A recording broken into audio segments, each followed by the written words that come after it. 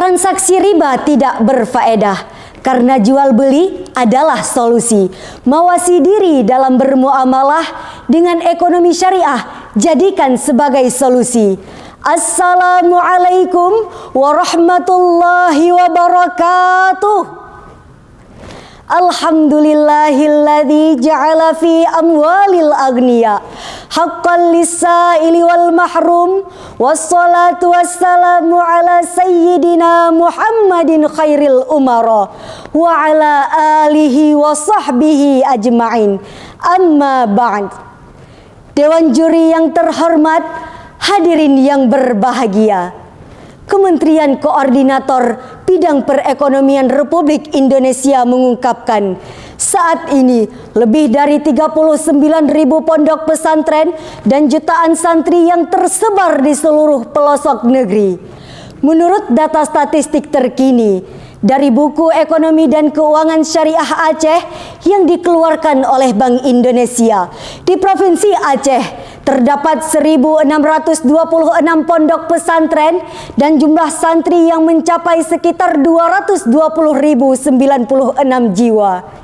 Ini adalah potensi yang sangat luar biasa. Bayangkan hadirin, jika setiap pesantren memiliki satu komoditas unggulan dan saling memperkuat satu sama lain dalam perdagangan dan konsumsi, maka akan lahir kekuatan ekonomi baru yang berbasis ukhuwah dan keadilan.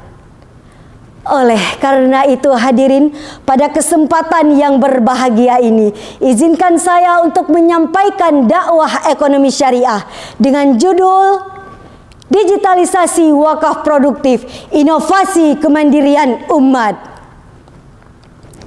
Allah Subhanahu wa Ta'ala telah berfirman dalam Al-Quran, Surah Ali Imran ayat 92.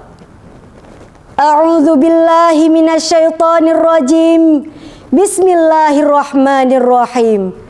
Lan tanalul birra hatta tunfiqu mimma tuhibbun wa ma tunfiqu min syai'in fa innallaha bihi alim. Yang artinya, kamu sekali-kali tidak akan memperoleh kebajikan sebelum kamu menginfakkan sebagian harta yang kamu cintai. Apapun yang kamu infakkan, sesungguhnya Allah Maha mengetahui tentangnya.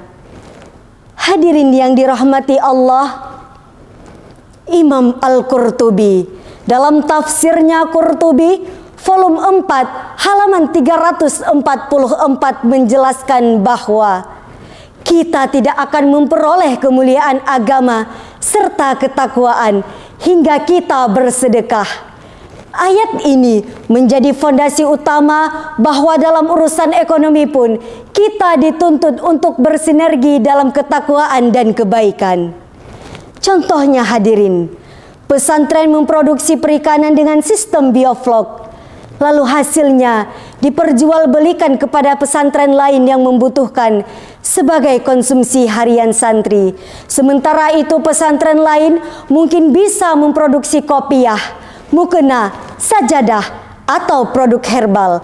Semua produk ini bisa disalurkan dalam jaringan pesantren sendiri, saling membeli dan saling menguatkan. Dengan demikian hadirin, akan terbentuk mata rantai komoditas di tubuh pesantren. Santri bukan hanya pandai mengaji, tapi juga berkreasi membangkitkan ekonomi serta menciptakan nilai tambah dalam setiap langkah. Ini adalah jiwa wirausaha yang bersandar pada cahaya syariat. Kita hidup di zaman di mana kolaborasi bukan sekedar pilihan, tapi sebuah keharusan.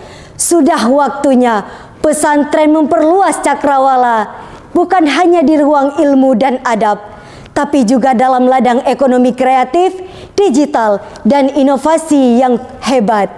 Hari ini, pesantren harus berani menjadi mercusuar peradaban yang tak hanya mencetak para ulama, tapi juga melahirkan para saudagar jujur, teknokrat arif, pemimpin berakhlak yang menanam iman dan memanen kemaslahatan umat dalam ekonomi yang kuat. Hadirin, lalu timbul pertanyaan, dari mana pembiayaannya? Kita tidak perlu jauh-jauh. Digitalisasi wakaf produktif adalah jawabannya. Pemanfaatan platform digital, misalnya mobile banking dari lembaga keuangan syariah, proyek-proyek seperti industri kopiah atau pertanian organik bisa ditampilkan dalam proyek wakaf. Masyarakat bisa berdonasi secara online, begitu dana terkumpul, industri bisa langsung dijalankan. Dan lembaga keuangan syariah pun dapat memperoleh keuntungan. Ini adalah contoh konkret dari ekonomi Islam yang mengalir keberkahan dari hulu ke hilir. Hadirin yang dirahmati oleh Allah, kesimpulannya adalah sinergi antara lembaga pendidikan Islam, masyarakat, dunia usaha, dan pemerintah harus semakin dikuatkan. Mari kita jadikan pondok pesantren sebagai pusat peradaban, pusat inovasi, dan pusat kemajuan umat. Karena pada akhirnya dengan membangun ekonomi pesantren adalah membangun peradaban, membangun kehormatan, dan membangun kemandirian. Akhirnya hadirin, saya akhiri dengan sebuah pantun. Jalan-jalan ke Serambi Mekah, jangan lupa ikan kayu ke mamah. Pesantren bersatu, ekonomi ramah. Digitalisasi wakaf produktif, jadikan ekonomi berkah. Wallahul muwafiq ila aqwamit thoriq. Hasbunallah. Wassalamu alaikum warahmatullahi wabarakatuh.